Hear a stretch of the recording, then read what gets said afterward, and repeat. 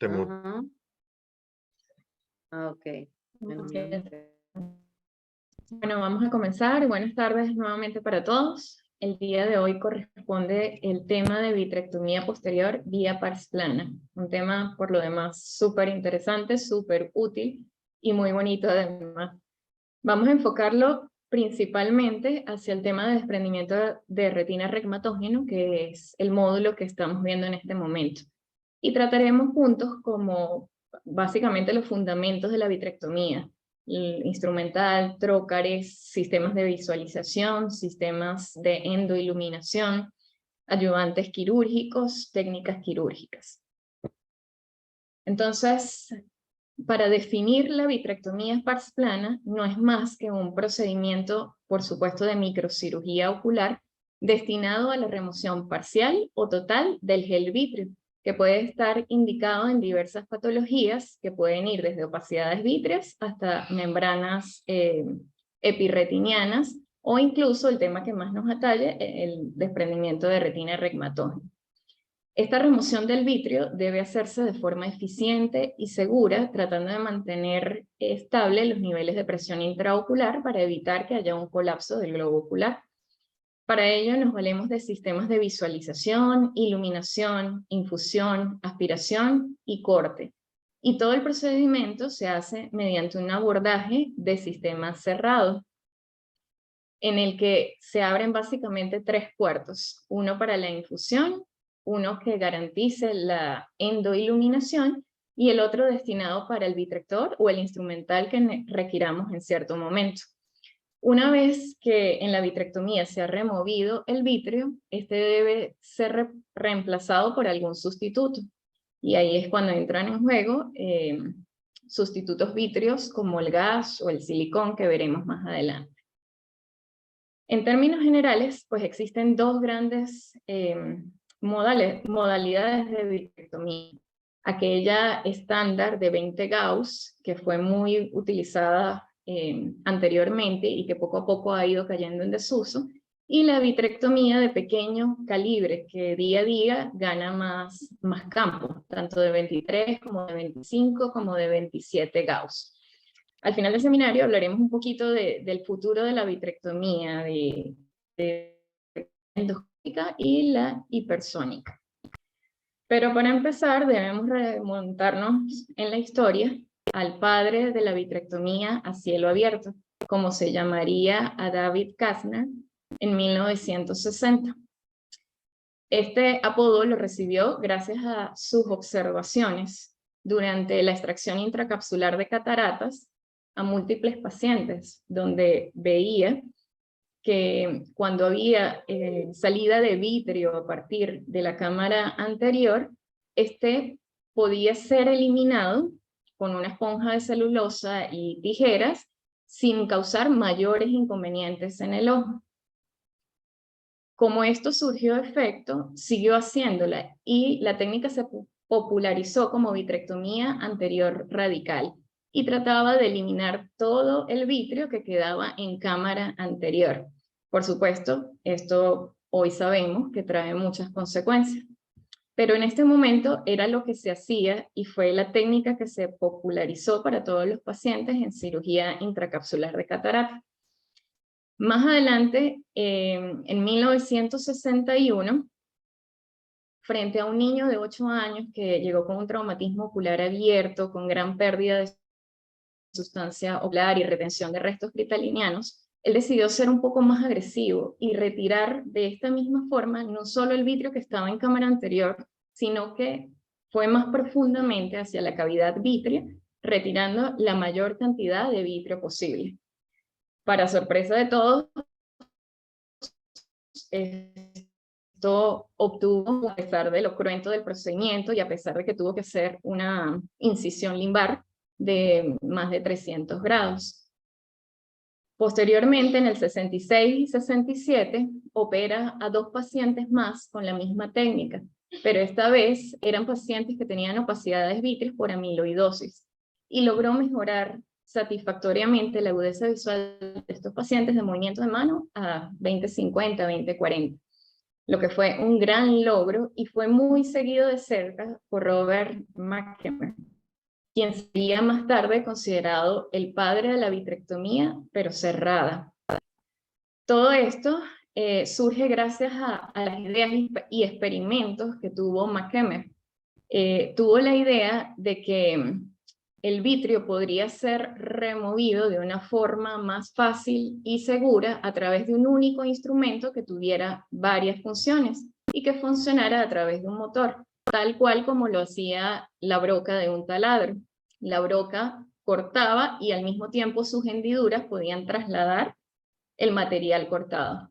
De manera tal que puso esta teoría a prueba en el laboratorio improvisado de su garaje, tomó un huevo, lo hizo una pequeña abertura en la cáscara y en la membrana interna y introdujo la broca de su taladro envuelta o dentro de un cilindro ajustado para que fuera más sutil, dejando solo libre la punta de la broca. Una vez que la sumergió dentro del huevo, encendió su taladro y para su deleite vio cómo empezó a salir la clara del huevo a través del extremo distal del cilindro.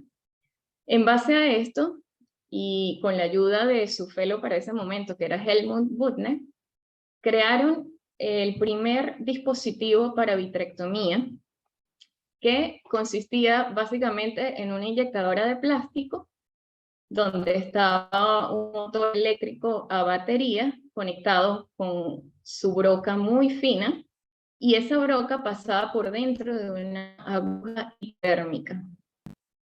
Era un instrumento así de pequeño calibre que era capaz de cortar, de agarrar y de aspirar el vitrio, porque agregaron también una succión al cortador para hacer esa extracción más eficiente.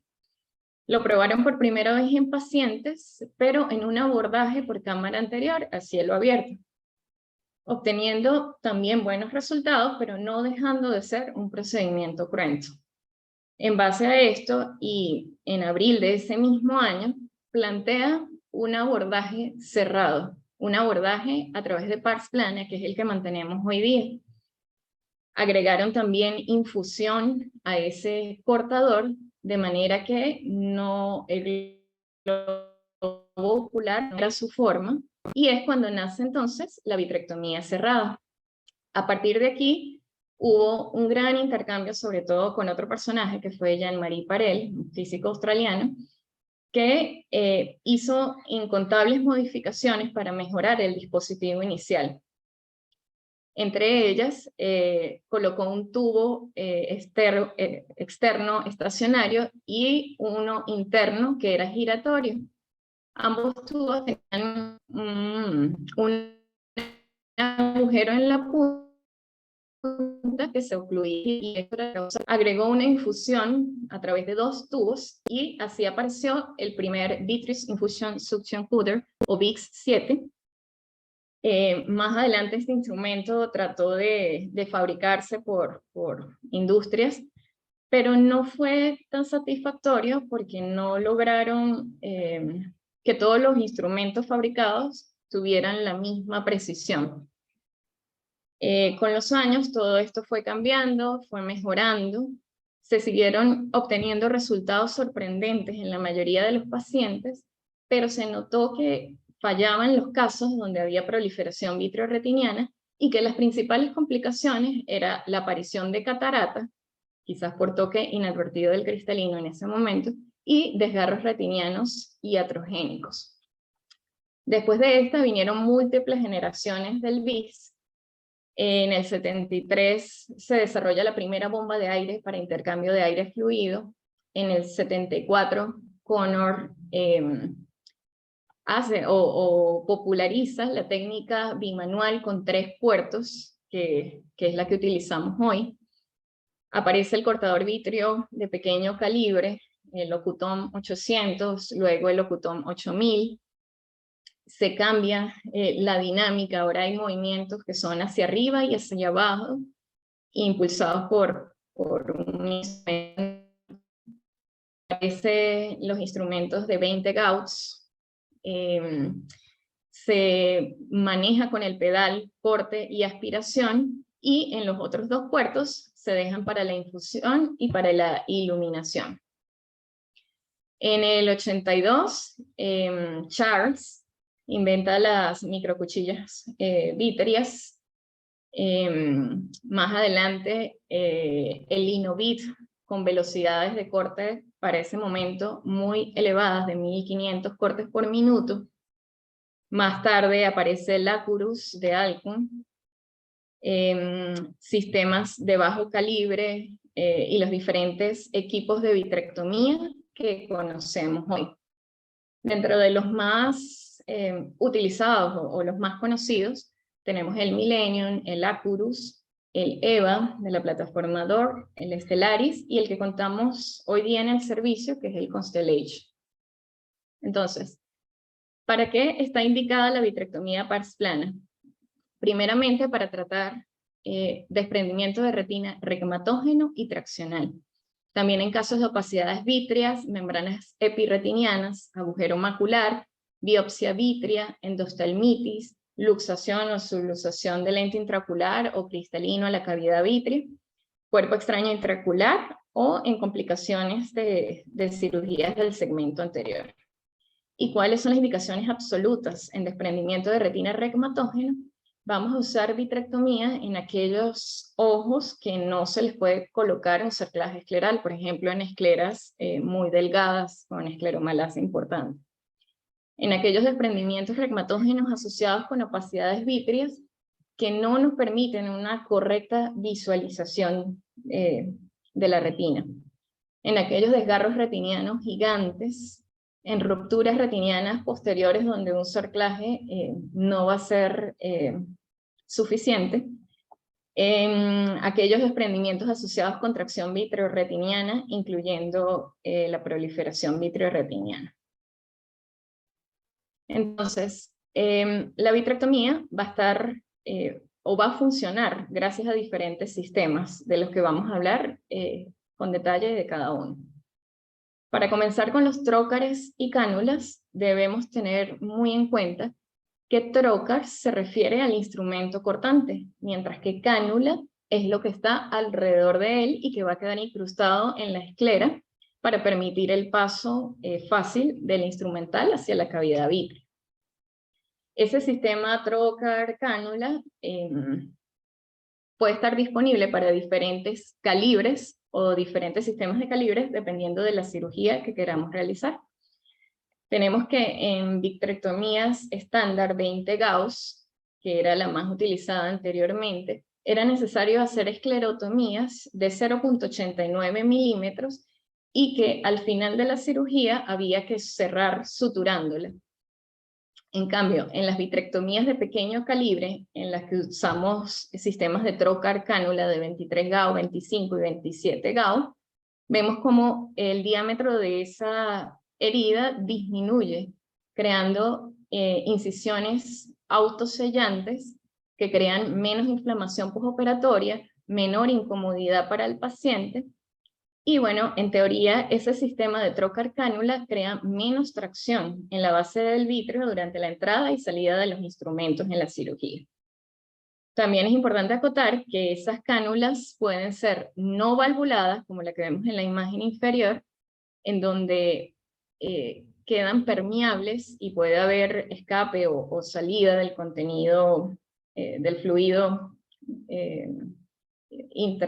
intravítreo o intraocular, y que amerita la colocación de unos tapones mientras hacemos algún cambio de instrumento para no descompensar las presiones del ojo. Y aquellas cánulas valvuladas que traen de por sí una membrana de silicona que mantiene un sistema cerrado y no permite la fuga o escape de fluidos. En cuanto a esclerotomías, hay consenso general que deben realizarse a 4 milímetros del limbo en aquellos ojos que son fáquicos, o a 3.5 milímetros en aquellos que son pseudofáquicos o afáquicos. Estas incisiones pueden hacerse de forma perpendicular o paralelas al limbo corneal.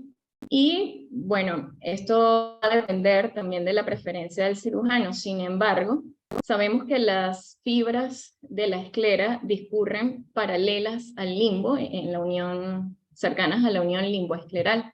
De manera que incisiones que se hacen paralelas, como lo vemos en esta imagen, desplazan esas fibras en lugar de cortarlas, lo que nos darían, al cerrarlas, un mejor sellado, un mejor cierre y menos inflamación. Mientras que las esclerotomías perpendiculares o radiales al limbo, pues de repente traen la ventaja de que nos dejan más espacio a la hora de hacer cirugías repetidas, no volver a caer en la misma esclerotomía. De cualquier modo y de forma general, la mayoría de los cirujanos prefiere, cuando usan sistema 20 Gauss, hacer esclerotomías que sean paralelas al limbo, mientras que las prefieren hacer radiales en sistemas de pequeña incisión. De cualquier modo, deben evitarse siempre, por supuesto, los vasos conjuntivales y esclerales si no queremos una hemorragia subconjuntival postoperatoria, y debemos entrar, como lo vemos en la imagen, a nivel de pars plana, evitando pars plicata de cuerpo ciliar y por supuesto horas serratas y retina. En el caso de los sistemas de 20 Gauss, es necesario primero hacer un marcaje a la distancia correcta, 3.5 o 4 milímetros del limbo, luego pasar una sutura por detrás y por delante de ella, hacer la esclerotomía con una cuchilla microvítrea y retirarla muy lentamente para no causar una descompresión brusca del globo ocular. Inmediatamente introducir la sonda de infusión, que debe estar cerrada y previamente purgada, y anudarla para fijarla ya en la esclera. En el caso de los sistemas de pequeño calibre, no es necesario, por supuesto, nada de esto, simplemente la introducción del sistema de trocar cánula. Lo importante en cualquiera de los dos casos es que toda vitrectomía debe ser bimanual y deben abrirse 3 puertos. Generalmente, uno inferotemporal y 2 superiores, tanto superonasal como superotemporal. Siempre tratando de evitar el eje horizontal del ojo para tratar de no lesionar los vasos ciliares y tratando de que haya una separación considerable entre cada uno de los puertos para facilitar más que todo la manipulación durante la cirugía. El puerto inferotemporal, que es el primero que se coloca, será destinado para la infusión. Y los superiores, tanto para la endoiluminación como para el instrumental. En cuanto a las esclerotomías, cuando hablamos de sistemas de pequeño calibre, lo que nos interesa es que sea lo más biselada, angulada posible, para que sea una herida que al retirar y finalizar la cirugía quede autosellada. Para eso se han descrito técnicas tanto de un paso como de 2 pasos. La primera de ellas es la incisión de zorro, en la que después de haber hecho la medición a 3.5 o 4 milímetros de limbo, entonces proceden a introducir el sistema de trocar oblicuamente en un ángulo de 10 a 15 grados dirigido hacia el centro de la cavidad vítrea. Entra en el vítreo directamente sin enderezarse, como estamos viendo en el video.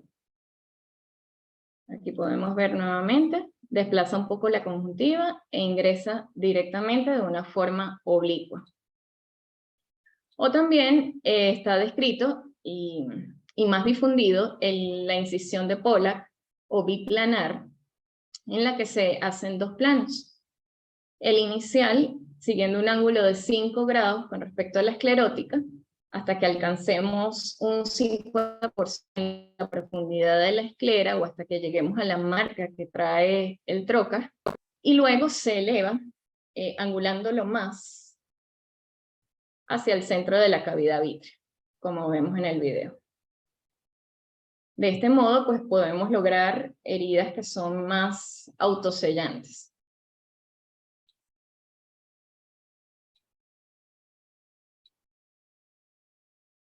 En cuanto a los sistemas de visualización, tenemos que son de gran ayuda y que antes de 1980, pues realmente lo que podía verse de la retina y de la cavidad vítrea era muy pobre.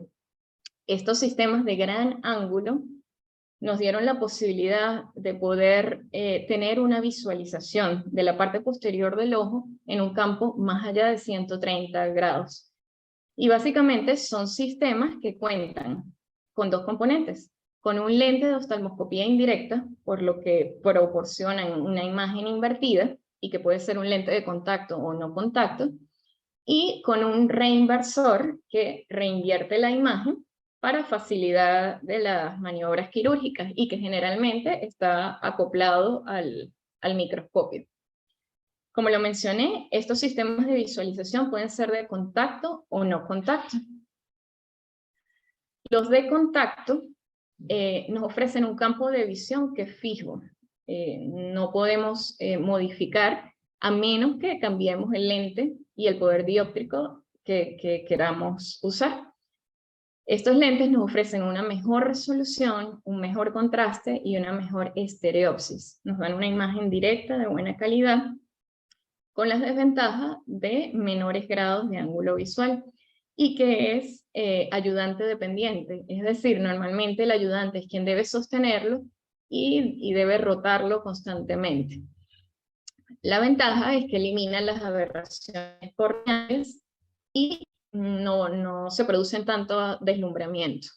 Muchos de estos lentes traen o traían un anillo de fijación que se suturaba a la esclera, otros un mango para mayor facilidad de sujeción por el ayudante, y otros un anillo autoestabilizador de silicona que se colocaba directamente sobre la córnea. Lo importante es que, como lo mencioné, son sistemas que necesitan a un ayudante. Lentes de este tipo hay muchos, sin embargo, de repente los más usados son Landers y el ABI. En cuanto a los lentes sin contacto, nos van a proporcionar una imagen invertida que necesita de ese reinversor. El campo de visión ya no va a ser fijo como en los anteriores, sino que va a variar dependiendo de la distancia que haya entre el lente y la córnea. No va a requerir que un ayudante lo sostenga y nos va a ofrecer una mejor visualización en medios opacos. Tiene la desventaja de que amerita un medio lubricante en la córnea para que ésta no se deshidrate y que con frecuencia ocurre condensación del lente por el vapor de la respiración del paciente. Los principales sistemas de ángulo amplio de lentes sin contacto son el Bion, el Resic, el Office, el EIBOS y el que contamos en el microscopio Leica RUP 800. Las principales diferencias entre estos, vemos que con sistemas como el Bion y el Office, nos ofrecen un amplio campo de visión, podemos manejar fácilmente el globo, podemos identarlo, no necesitamos una gran ayuda del asistente. Nos ofrece la posibilidad de trabajar con pupilas un poco más pequeñas y con alguna opacidad. Hay buena visualización incluso durante el intercambio aire-líquido, pero tiene los inconvenientes de que necesita un inversor externo, que los movimientos XY del microscopio van a estar en dirección opuesta y a veces esto requiere una gran curva de aprendizaje. A diferencia de los sistemas EIBOS, Peyman o RUP 800 de Leica, en lo que una buena imagen, pero los movimientos XY del microscopio van a estar en la dirección correcta. Nos proporciona un fácil manejo, buena indentación, fácil enfoque. No necesitamos mucho de un asistente experimentado y la curva de aprendizaje es más corta. Los inconvenientes, tiene 120 grados de visión máxima y que necesitamos la ayuda de una indentación escleral para poder llegar a la retina más periférica. Entonces, importante tener en cuenta que cuando ponemos un sistema de visualización para mejorar su utilidad, es importante apagar las luces del quirófano, ajustarlo, un foco en cero y una amplia magnificación del microscopio, fijarnos que esté puesto el inversor de imágenes, asegurarnos del control XY y moverlo a visualización hasta que obtengamos el reflejo rojo central. Como lo dije, una amplia amplificación y un foco inicialmente en cero que debemos mover hasta conseguir enfocar adecuadamente el nivel del disco óptico, teniendo en cuenta que para enfocarnos posteriormente el lente va a subir y para enfocarnos en la parte más periférica o anterior la lente va a bajar. Entonces el campo de visión va a aumentar mientras más cerca esté el lente de la córnea. En cuanto a los sistemas de iluminación, tenemos que en el pasado los médicos se valían simplemente del iluminador de una hendidura externo o simplemente de la luz coaxial del microscopio, lo que causaba muchísimo deslumbramiento y por supuesto el campo de visualización era menor. Posteriormente, a 1976, y gracias a Feynman, se desarrolla la endoiluminación de 20 Gauss, que consistía en pasar una fibra óptica por medio de estos puertos hacia la cavidad intravítrea. A partir de aquí, bueno, surgen muchos avances, se crean tubos portátiles de endoluz que nos permiten una iluminación tanto focal como especular, dándonos una mejor visualización de las superficies transparentes e incluso retroiluminación. También surgieron las lámparas de chandelier o candelabro que nos permiten tener una iluminación fija mientras utilizamos las dos manos en otros instrumentos. Y también se incorporaron fuentes de luz a determinados instrumentos quirúrgicos. Lo importante es que a medida que pasó el tiempo se fueron creando fuentes de luz que fueran cada vez más potentes. Inicialmente las fuentes de luz halogenadas con endoluminadores de pequeño calibre, como se disminuía la cantidad de fibras que proporcionaba la luz, pues requería de mayor potencia para producir la misma iluminación. Entonces se crearon las lámparas de xenón y vapor de mercurio, y posteriormente las de LED, que eran o son muy buenas para los sistemas de pequeño calibre. Cada vez los ángulos de los conos se han hecho más amplios, aumentando el campo de iluminación y pasando desde solo 50 grados a más de 100 grados. Así como se han hecho tantos cambios en esto, también se crearon filtros de luz que permiten mejorar la visualización y también aumentar la seguridad de entrega al tejido retiniano. Y esto sucede porque todos debemos tener en consideración que existe una toxicidad fotoquímica. Es por eso que Ham describe la curva de riesgo afáquico según el tipo de iluminación utilizada, independientemente de la distancia de trabajo o la potencia de la misma. Él describe que hay mayor toxicidad retiniana cuando utilizamos endoiluminadores con una longitud de onda baja, azul o ultravioleta. Y crea esta curva de riesgo afáquico, que cuando la invertimos obtenemos realmente es el número de lúmenes, que es lo que nos interesa, el número de lúmenes que son necesarios para crear un vatio de peligro. Es decir, a más lúmenes, menor riesgo de producir daño, y es lo que vemos en la gráfica inferior. Tenemos los diferentes sistemas de endoiluminación y vemos cómo los sistemas de vapor de mercurio y xenón son los que necesitan más altos lúmenes para crear un vatio de peligro. Es decir, que son fuentes de luz más seguras. Más importante incluso que esta suma de riesgo afáquico es el tiempo de umbral retiniano, que no solo toma en cuenta el tipo de luz utilizada, sino la distancia de trabajo, el brillo que elijamos y el cono de iluminación. Vemos en esta gráfica inferior cómo se comparan los diferentes equipos de 23 Gauss y utilizando 8 lúmenes, y vemos cuando son utilizados a una distancia de trabajo de 4 milímetros en comparación a cuando la distancia es mayor, de 8 milímetros. Básicamente, a mayor distancia de trabajo, mayor seguridad, y es lo que tenemos que tener en cuenta durante la cirugía. También es importante tener presente que cuando hacemos cromovitrectomía, que utilizamos colorantes, estos también pueden producir cierto grado de fototoxicidad al interactuar con la luz.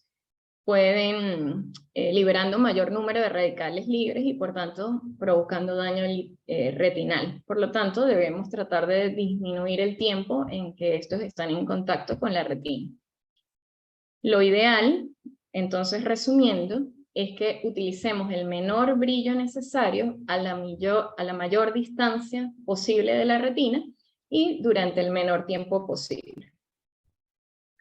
Pasando ahora entonces a los sistemas de infusión, recordemos que la vitrectomía es un circuito cerrado, donde todo el material que se remueve debe ser reemplazado o sustituido por una infusión para que se mantengan los gradientes de presión correctos, para que la PIO esté estable y no haya un colapso del globo ocular.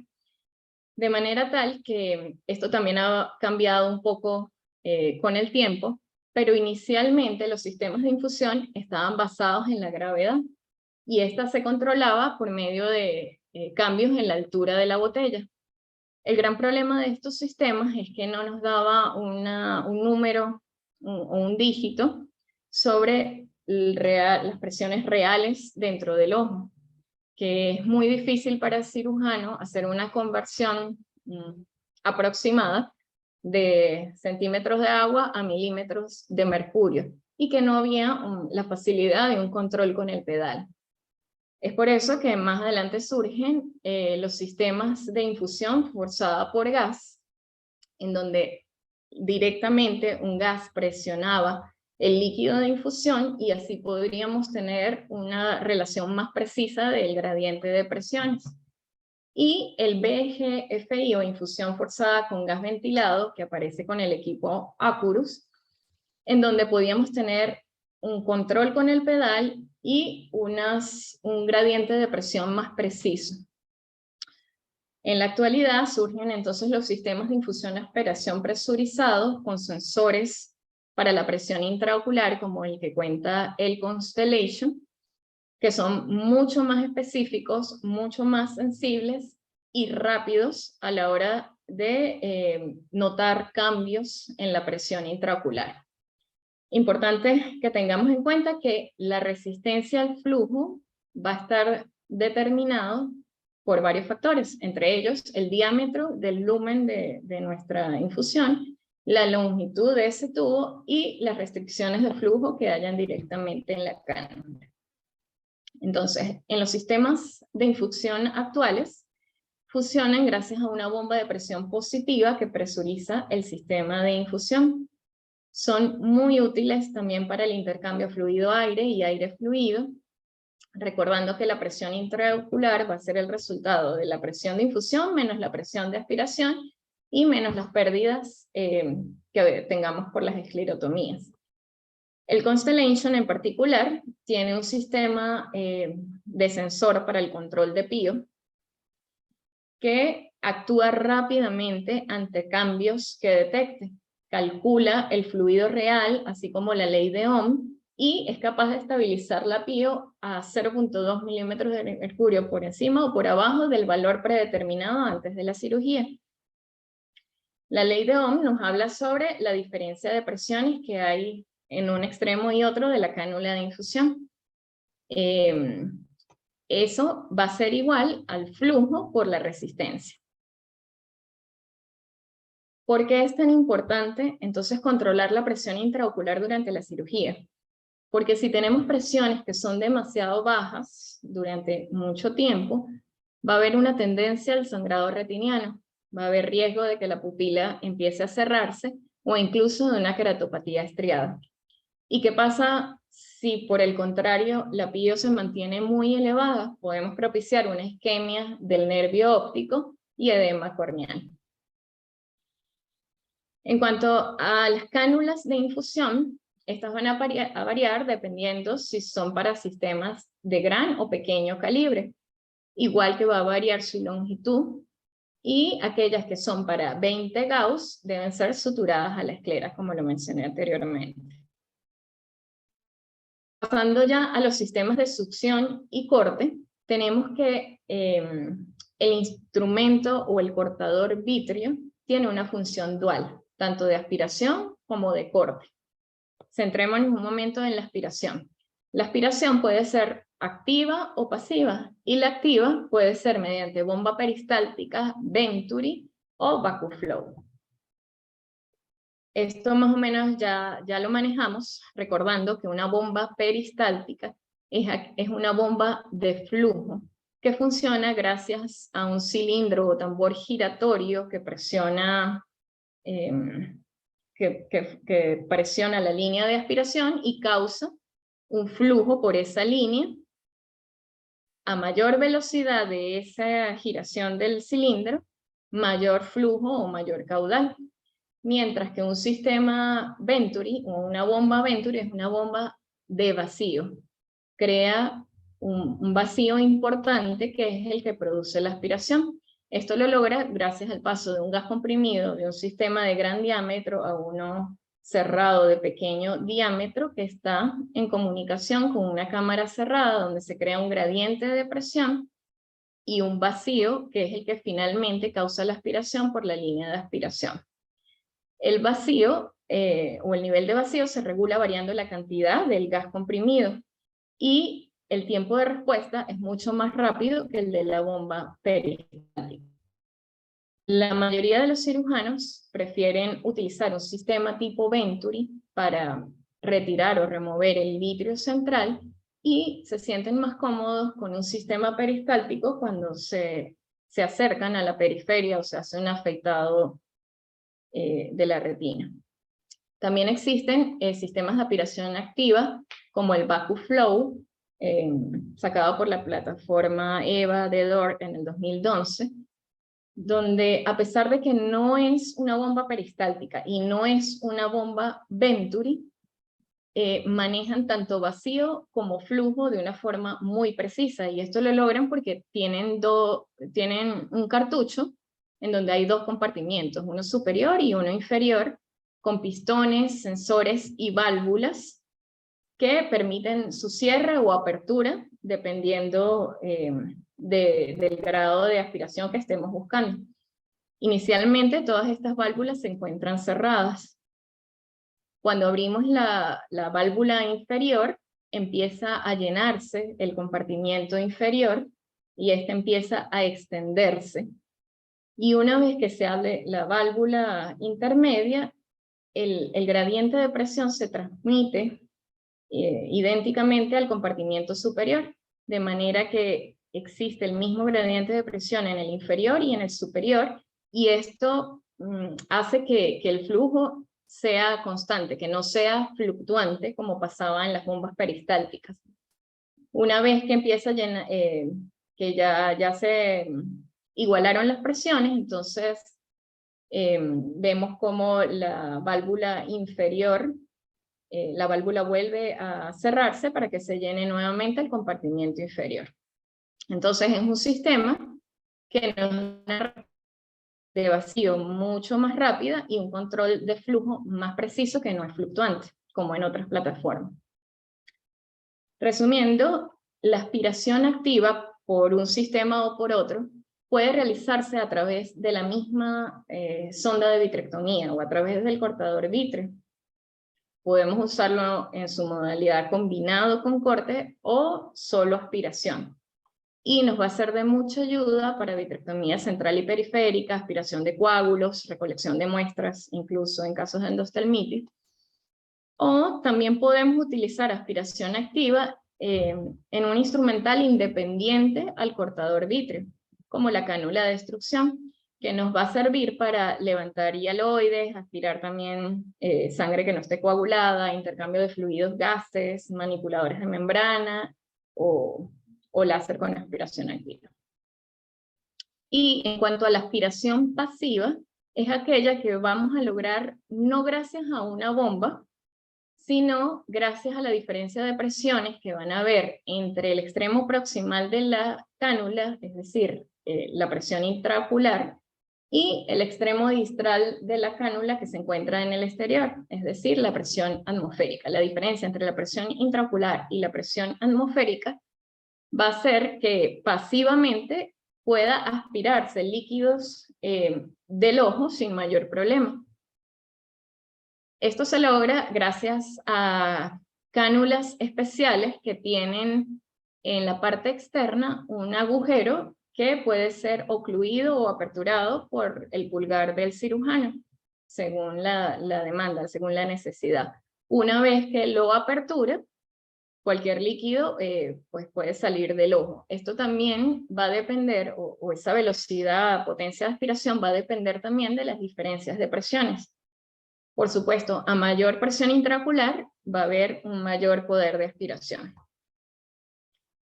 Pasando ya a los cortadores de vitrectomía, tenemos que los vitrectores inicialmente, como vimos en la historia, fueron eléctricos, acoplados a una bomba con batería o eléctricos, como el BIS, que tenían un ciclo de trabajo constante, es decir, tenían el mismo tiempo que el agujero de su punta estaba abierto, era el mismo tiempo que estaba cerrado. Estos vitrectores iniciales tenían la desventaja de que eran muy pesados y que era difícil maniobrar con ellos. Por eso surgieron los vitrectores neumáticos, que a diferencia del sistema eléctrico, utilizaban, como vemos en la imagen, una línea de presión neumática con aire que era capaz de desplazar un diafragma hacia arriba o hacia el extremo proximal del vitrector, doblando una espiral o un resorte que había en su interior. Al doblar ese resorte, la boca del vitrector se abría y al resorte recuperar su tamaño original, el puerto del vitrector se cerraba y así era como se producía el corte. Sin embargo, tenía la desventaja de que al aumentar la velocidad de corte del vitrector, o el volver a su diámetro original, el resorte era complejo porque no podía manejar una velocidad de reposo del resorte tan alta como la velocidad de corte.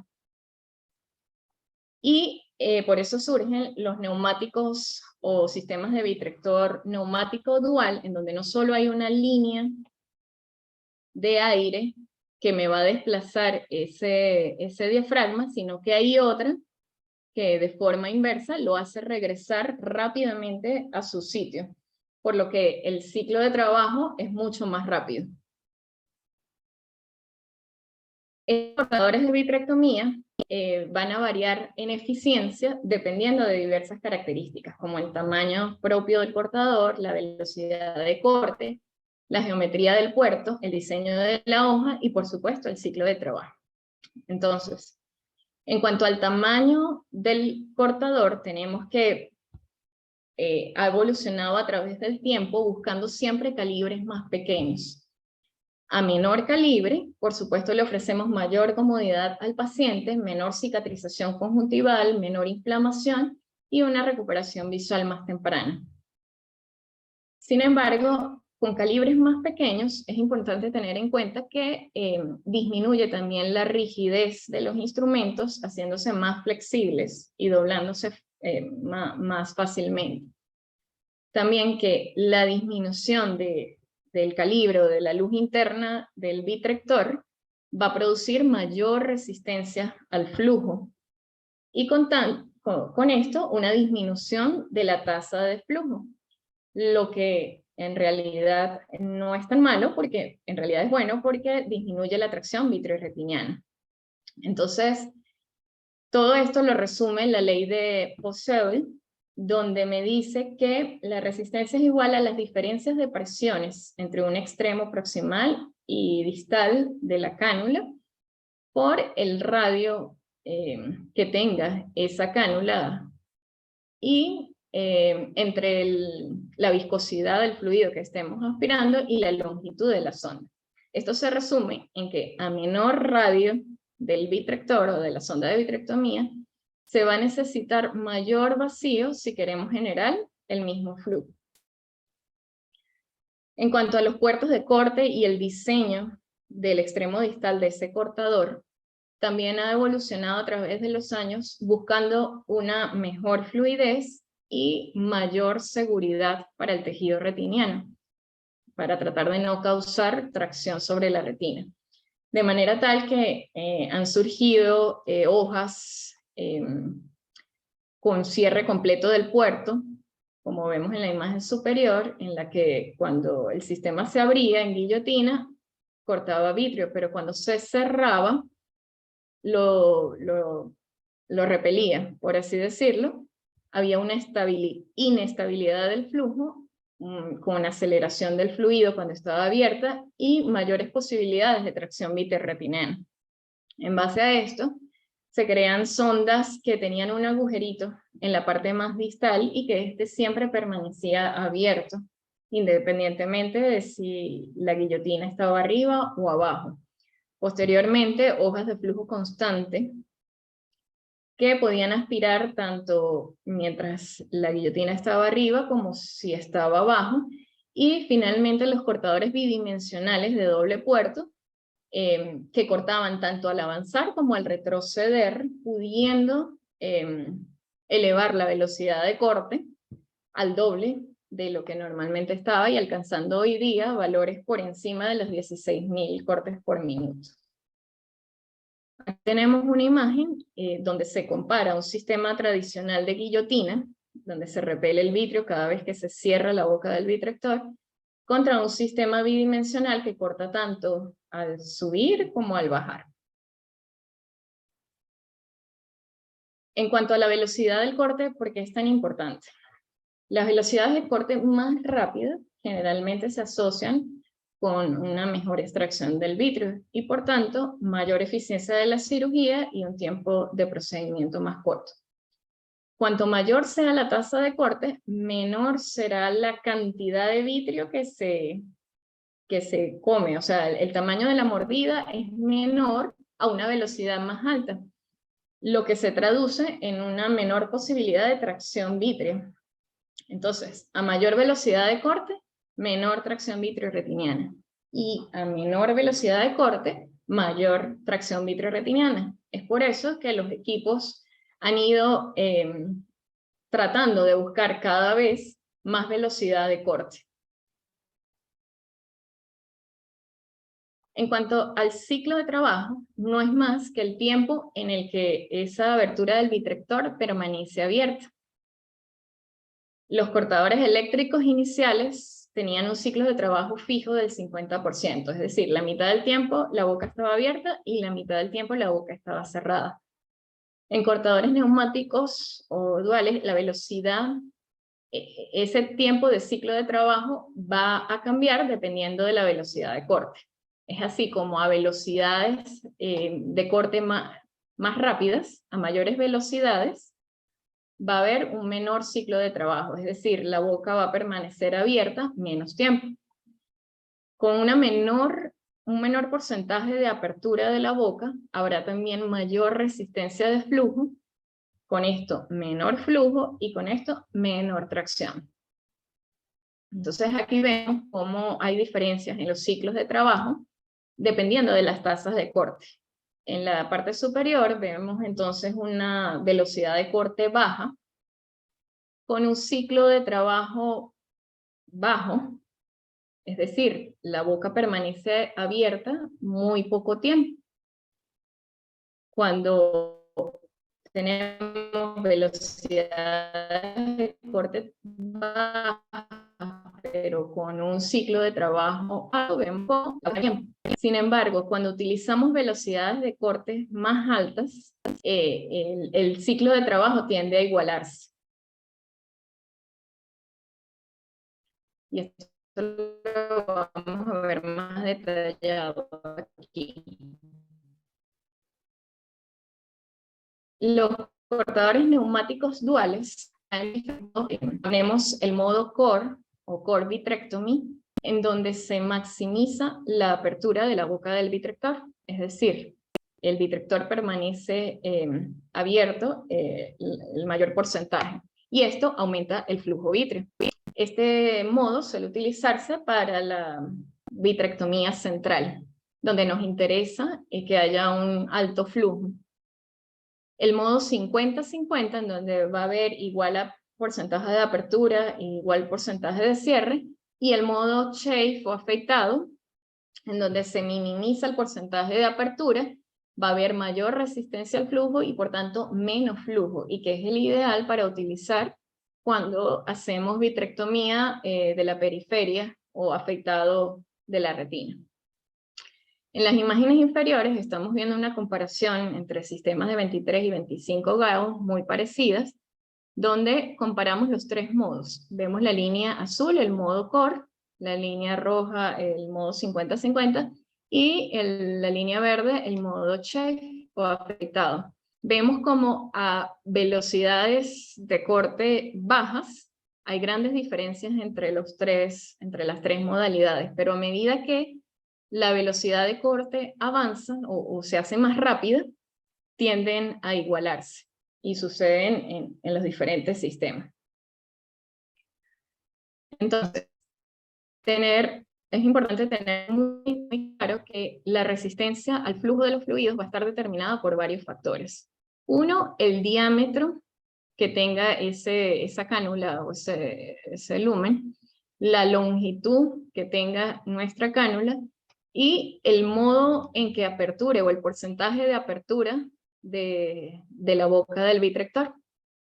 Entonces, aquí en la imagen podemos ver cómo con un cortador vítreo de un diámetro bastante grande, con una longitud corta y con una apertura de su boca completa, hay un gran flujo y se puede aspirar grandes cantidades, aumenta el flujo. Mientras que si utilizamos un vitrector de menor calibre, de mayor longitud, cuya boca se encuentre principalmente más cerrada que abierta, habrá mayor resistencia al flujo, por lo tanto el flujo será menor. Entonces, altas tasas de corte y por lo tanto una mayor resistencia a los fluidos van a ser beneficiosos a la larga porque van a aumentar la estabilidad del fluido, este se va a mover más lentamente, disminuyendo la posibilidad de tracción pulsátil vitreoretiniana. En cuanto a los sistemas de vitrectomía, los equipos más actuales presentan tres modalidades. La vitrectomía lineal, que implica un control lineal con el pedal de la aspiración. A mayor depresión del pedal, mayor aspiración, con una tasa de corte fijo preestablecida. El modo de vitrectomía momentánea, en la que es lo contrario, tenemos un vacío que es establecido inicialmente y una velocidad, un vacío lineal, igual, que aumenta al deprimir el pedal, y una velocidad de corte que sí la podemos preestablecer y que puede ir desde simplemente un corte por minuto a varios. Y la vitrectomía dual o 3D, que es una de las más usadas, que nos permite una regulación lineal simultánea con límites independientes la aspiración del corte. Entonces, al aumentar la aspiración deprimiendo el pedal, disminuimos el corte. O al disminuir la aspiración soltando el pedal, aumenta el corte. En cuanto al endoláser, tenemos que puede usarse después de la vitrectomía, bien sea para retinopexia o bien para ablación retiniana en casos de retinopatía diabética proliferativa. Generalmente los parámetros utilizados comprenden una potencia de 200 miliwatts con una duración de 0.1 segundos. Y hay diferentes tipos de sondas. la sonda directa o convencional, también hay unas sondas curvas que nos permiten una mejor manipulación sin el riesgo o con menor riesgo de tocar el cristalino, y láseres que traen iluminación de por sí. Entonces, dejando esto a un lado, ¿qué tenemos que tener en cuenta antes de cualquier vitrectomía? Entonces, el paciente esté adecuadamente en su mesa de operaciones y con la cabecera fija. La silla del cirujano debe estar también a la altura correcta de la cabeza del paciente. Los pedales deben ser accesibles, tanto el pedal del microscopio como del láser, como del vitrector. Debemos estar familiarizados con el sistema de visualización que contamos en ese momento, verificar que las lentes estén limpias, verificar que el microscopio tenga el filtro del láser, verificar el XY del microscopio. La línea de infusión debe estar probada y purgada.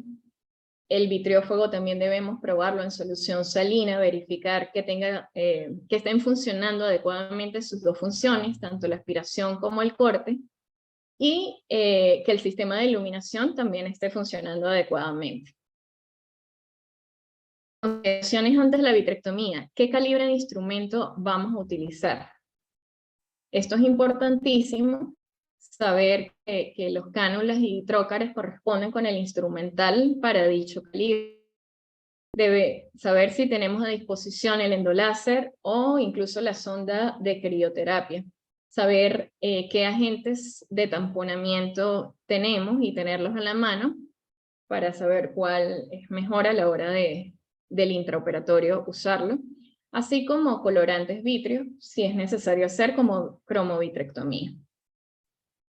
Entonces, una vez que ya hemos revisado, hemos hecho todo este checking antes de la cirugía, con las esclerotomías, que ya mencioné inicialmente. Primero con el puerto ínfero-temporal, con la cánula de infusión cerrada, chequeamos antes de abrirla que realmente esté en la cavidad vítrea para no ir a causar complicaciones como un desprendimiento coroideo. Y posterior a esto procedemos en las esclerotomías superiores, insertando la endoiluminación, enfocando el sistema de visualización y finalmente el vitrector. Entonces, una vez que ya tenemos acceso a la cavidad vítrea y hemos enfocado nuestro sistema de visualización, procedemos entonces a la vitrectomía. Primero, removiendo el vítreo central, para lo que necesitaríamos alto vacío y un alto corte, por lo que podemos utilizar el modo core vitrectomy. Lo importante a tener en consideración aquí es que siempre deberíamos tener visible la boca del vitrector para evitar cualquier incidente. Entonces allí vemos cómo se está haciendo la vitrectomía central, cómo se va aspirando ese vítreo central, hemorrágico en este caso, pero siempre viendo y siempre enfocando la punta del instrumento.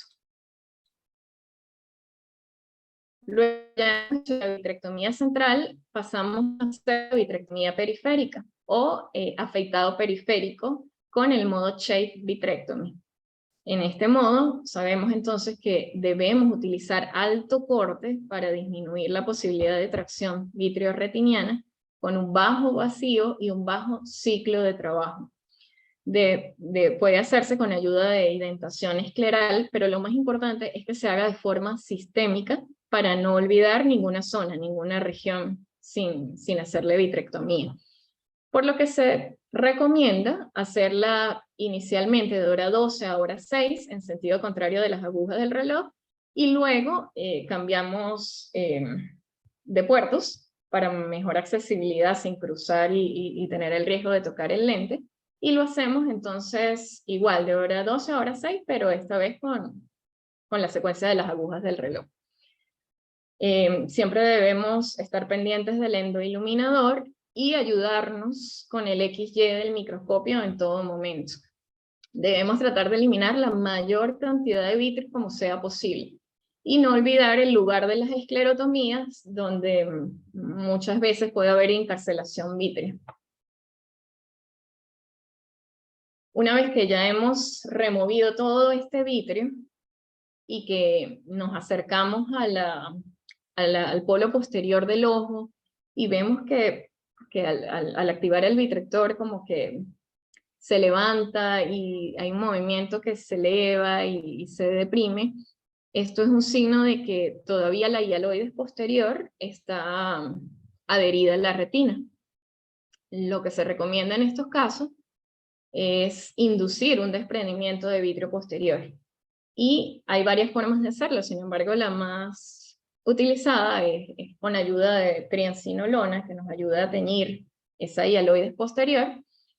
Podemos utilizar el sistema de aspiración sin corte, con una cánula, el sistema de aspiración con una cánula de extrusión, perdón, hacer una aspiración lineal muy cerca del disco óptico y traccionar suavemente o aspirar suavemente, primero tangencial y luego hacia arriba, maniobra que puede repetirse en varias veces hasta que logremos la completa separación entonces del vitrio posterior y procedemos a su corte, a su remoción, como lo vemos en el video.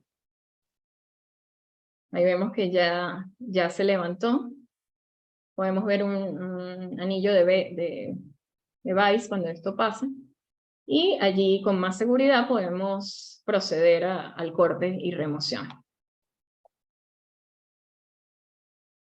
Entonces, una vez que ya hemos hecho esto y viéndonos en el escenario de un desprendimiento de retina regmatógena, lo que hay que hacer es tratar de aplanar o de regresar la retina a su lugar. Y esto lo logramos mediante el drenaje del líquido del líquido subretiniano y la administración, bien sea de aire o de perfluorocarbono, que es un líquido pesado.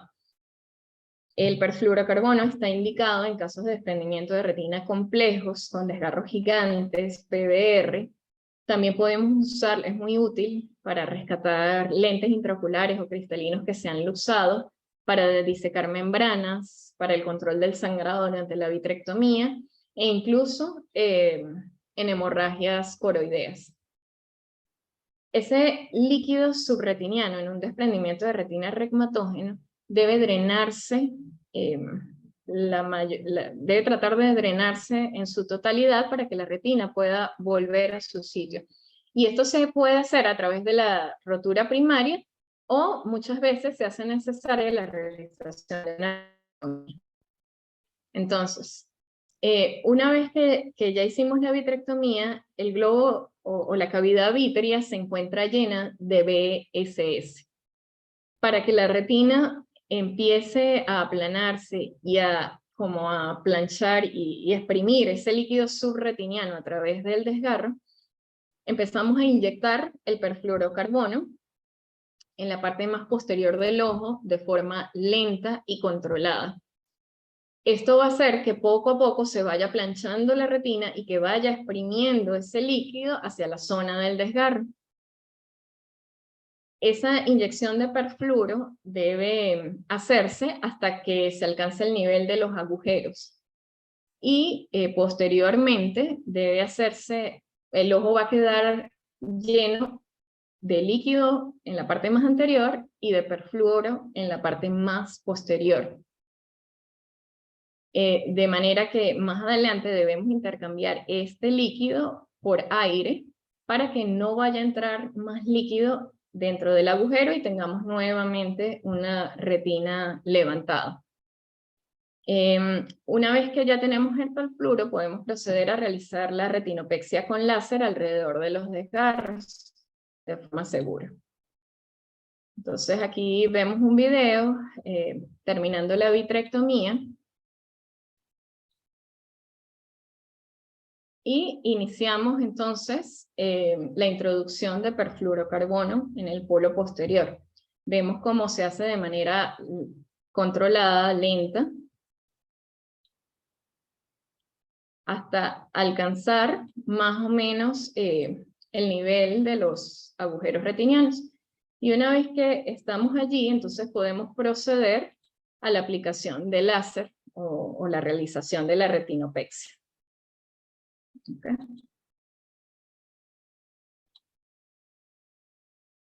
Entonces, una vez que tenemos el ojo con perfluoro en la parte posterior y aire en la parte anterior, debemos eliminar ese perfluoro y dejar el ojo lleno de aire para posteriormente cambiarlo por el tamponador definitivo que vayamos a usar. El tamponador definitivo puede ser o bien una mezcla no expansiva de gas, de hexafluoruro de azufre o de C3F8, o bien con aceite de silicona según el caso.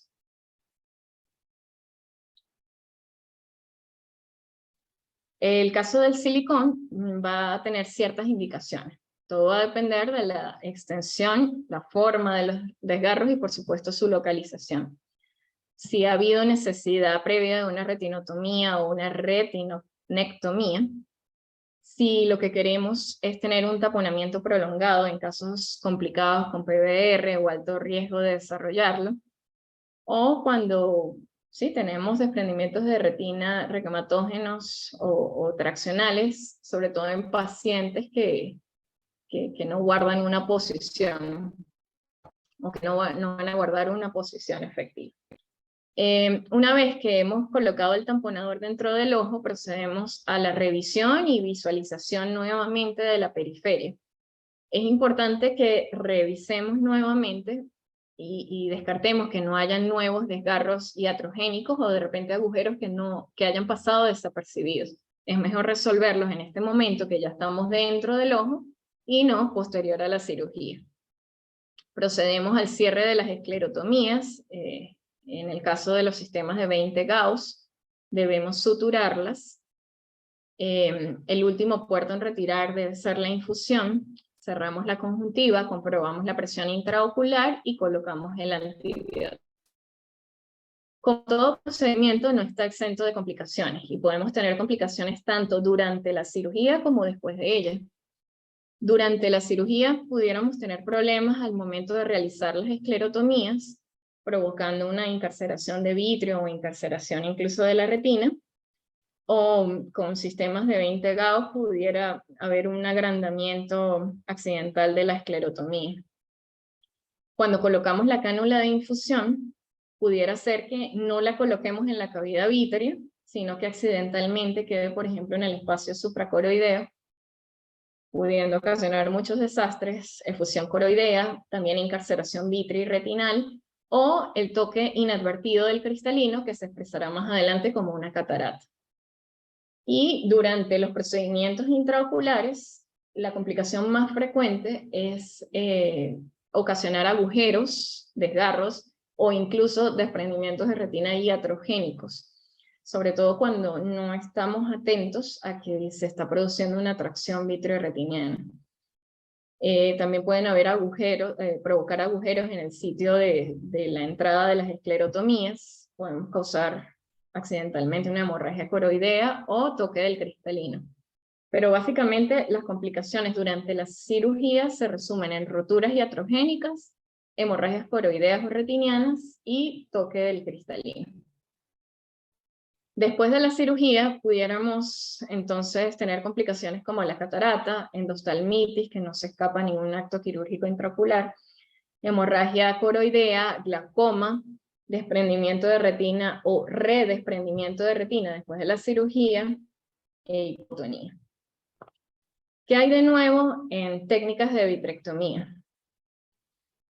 Quise traer esto, vitrectomía guiada por endoscopia, que suele, a pesar de que todavía no está muy, no está muy popularizada en muchos lugares, pues resulta muy útil, sobre todo en casos en que tenemos pupilas pequeñas con opacidades importantes del segmento anterior. Para esto se utiliza una fibra especial que es capaz de transmitir un video en vivo, y que se inserta directamente en la cavidad vítrea a través de pars plana, tal cual como una cirugía endoscópica. Este sistema ha sido desarrollado en diferentes calibres, desde 20 a 25 Gauss, y proporciona hasta 15.000 píxeles. Sin embargo, a menor diámetro, a menor calibre, la resolución de la imagen disminuye. ¿Cuáles son las ventajas? Las ventajas es que nos permite una observación de la extrema periferia, incluso sin una indentación escleral. Nos permite tener un mayor aumento de diferentes áreas que queramos analizar, por ejemplo, un desprendimiento, un desgarro. Es eficaz cuando tenemos opacidades corneales o pupilas muy pequeñas. Podemos observar el humor vítreo encarcelado en los puertos de esclerotomía y eliminarlo directamente, pero también tiene sus desventajas, y es que en este caso la visualización no la hacemos a través del microscopio, sino a través de una pantalla o un monitor. Y lo malo de esto es que no tenemos una visión estereoscópica, es decir, se nos complica un poco la percepción de las profundidades dentro del ojo. La iluminación y la cámara deben manejarse simultáneamente, por lo que requiere pues, cierta curva de aprendizaje. El campo de visión pues, va a ser más limitado, y si utilizamos sondas de pequeño calibre, va a ser a costa de obtener una baja resolución. Sin embargo, pues no está de más conocerla. Al igual que la vitrectomía hipersónica, que hasta hace poco fue simplemente experimental y que ya se está usando en humanos, según los diversos estudios, en la que se cambia o el fundamento de la vitrectomía ya no se basa en una guillotina que corta, sino en la aplicación directamente de ultrasonido al humor vítreo, lo que causa una cavitación y licuefacción, y esto trae ventajas en la fluídica, hace que hayan mayores tasas de flujo. Sin embargo, pues varios estudios denotan que muchas veces esa licuefacción no es tan apropiada y se forman algunas hebras vítreas. Pero sin duda alguna, pues los vitrectores hipersónicos son una alternativa bastante prometedora.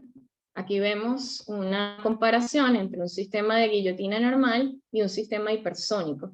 Vemos como esa cavitación y la tasa del vitrio se absorbe más fácilmente, por lo que la tasa de fluido es más rápida y hay menor disturbio o menor movimiento, menor tasa de repulsión del vitrio, por lo que parece ser bastante prometedor.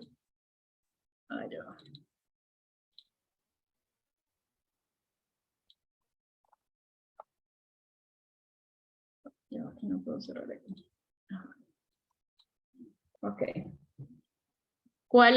¿Qué nos espera en el futuro? Probablemente la cirugía robótica, muy similar al Da Vinci, donde podremos operar o hacer una vitrectomía estando ya no en la cabecera del paciente, sino alejados de él frente a un monitor. Por supuesto, falta tiempo y falta estudio, pero muy seguramente llegará. Entonces, finalmente pudiéramos concluir que la cirugía vitreoretiniana es un campo en el que ha habido constante evolución. Los avances en la tecnología, tanto del corte como de la iluminación, como los sistemas de visualización de amplio ángulo, a lo largo de los años han sido muy, muy notables, y los esfuerzos en el desarrollo de nuevos instrumentos conducen a, por supuesto, mejores ventajas, tanto para el paciente como para el cirujano. Asimismo, los instrumentos de pequeño calibre son de elección actualmente. Algunas de sus ventajas son que producen una menor reacción inflamatoria, menor cicatrización conjuntival, una recuperación postoperatoria más rápida, heridas que son autosellantes y, por supuesto, la posibilidad de disminuir la tracción vitreoretiniana.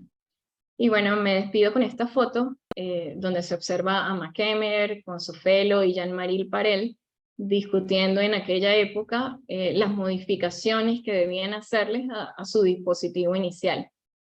Y me despido con estas palabras que dijo Mackelmer la primera vez que hizo una vitrectomía cerrada.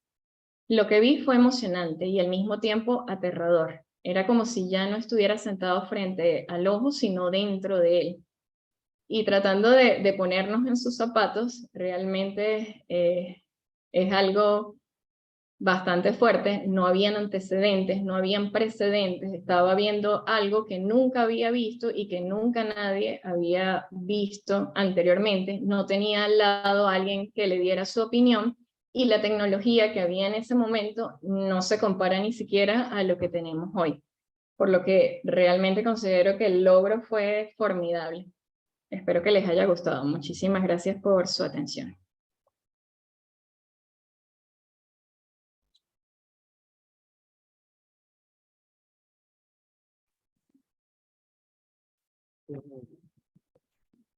Ajá. ¿Me oye? Sí, doctor. Déjame desconectarme.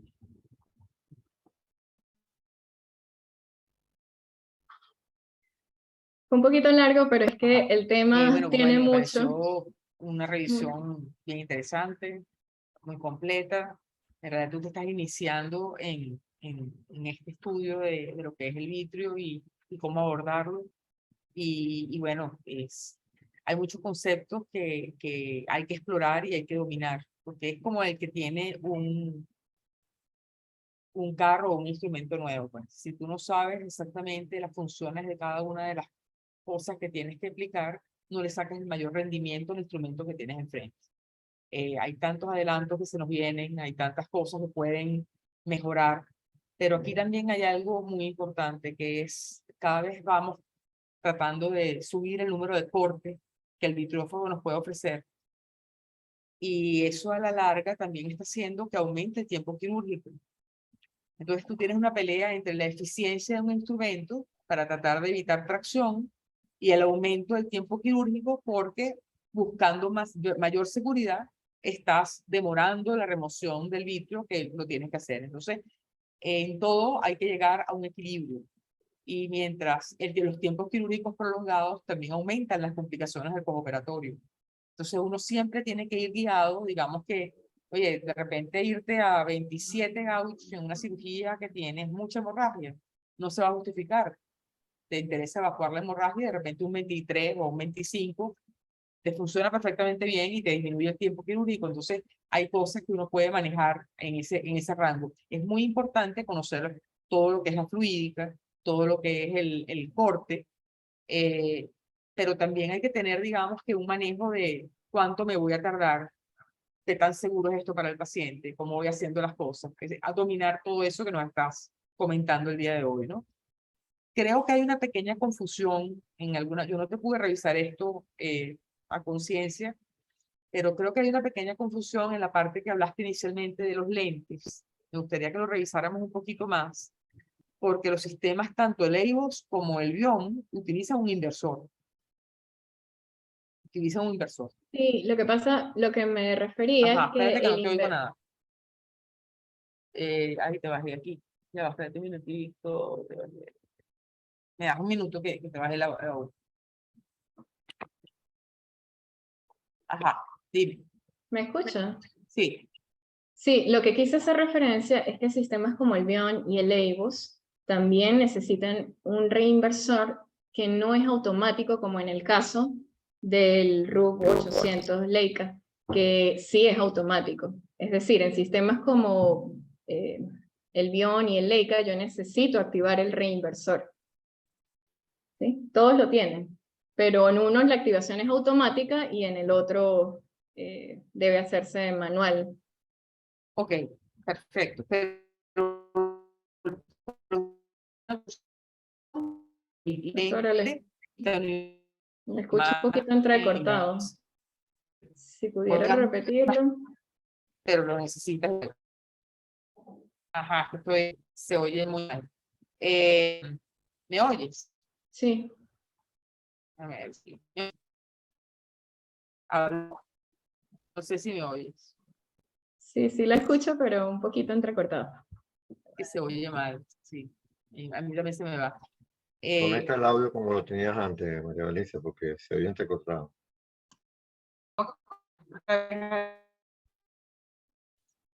Con el audio como lo tienes Dame un ahorita, te minutico, oyes ya muy, va, muy mal. Antes te oías bien. ya voy.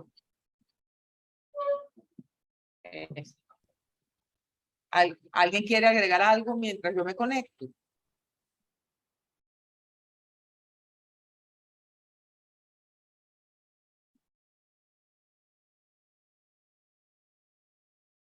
Ya va. El seminario fue bastante largo, pero es que de verdad el tema es extenso y quería abarcar la mayoría. ¿Me pides, por favor, la entrada? La entrada.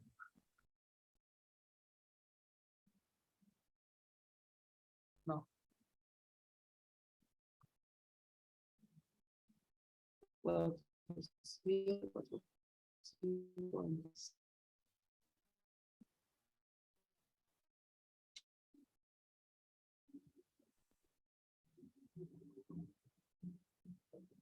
Doctora, no sé si quiere detener la grabación y seguimos conversando, como para que no... Ya va.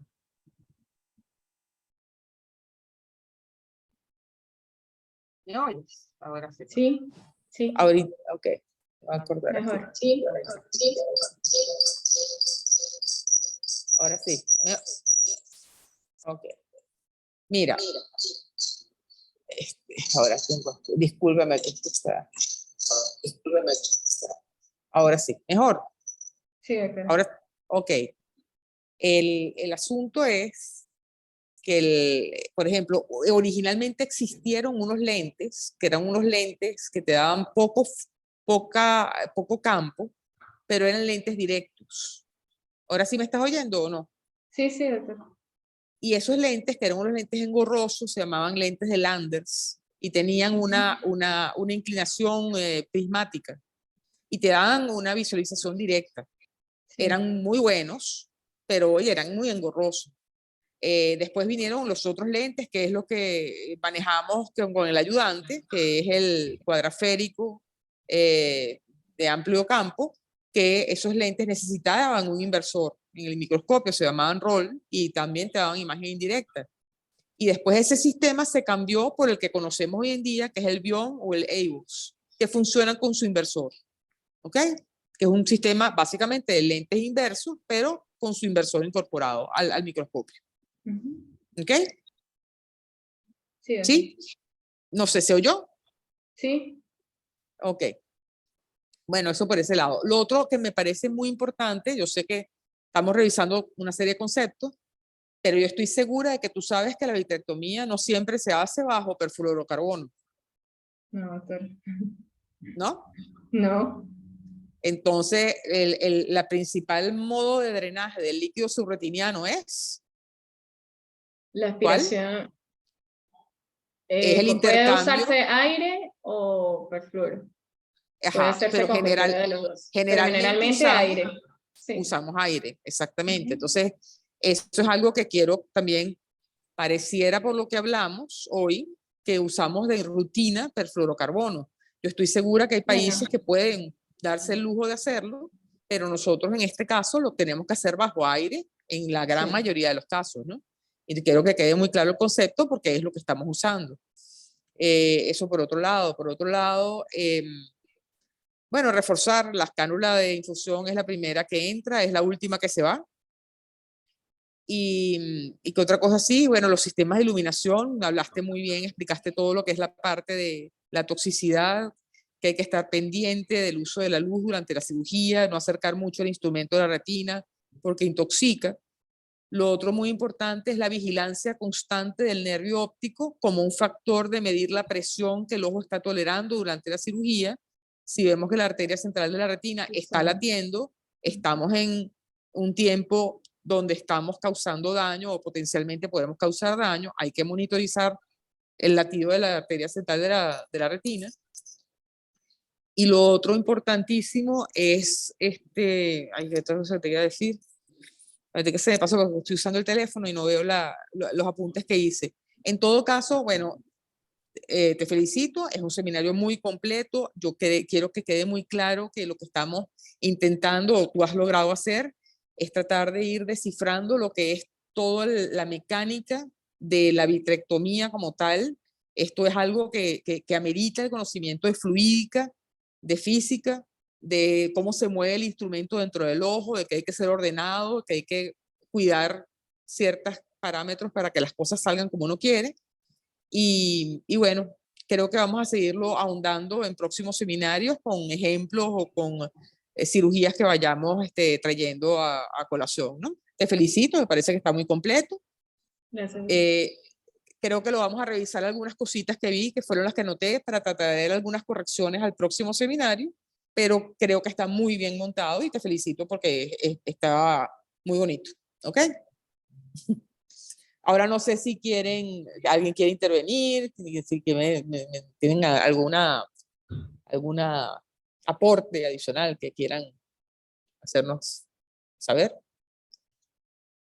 Mi aporte es felicitaciones, Mari. Muy bueno. Gracias, Héctor. Gracias por quedarse hasta el final. Está lindo. No, me parece muy, muy bueno. Entonces, bueno, Yanedi, ¿qué nos vas a decir? Todo está perfecto. Muy buen seminario, muy bueno, de verdad. Muy completo. Buenísimo. Gracias, Buenísimo. Héctor.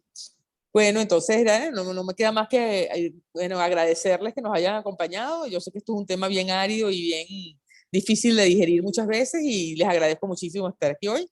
Y bueno, seguiremos en esta búsqueda de cómo aprender a hacerlo cada día mejor. Así es. Gracias, Mari, un millón. Gracias, Héctor. Si quiere, detiene la grabación. Ya la voy a detener. Bueno, me quedo hasta el final yo. Ujú. Y ya le voy a screen share.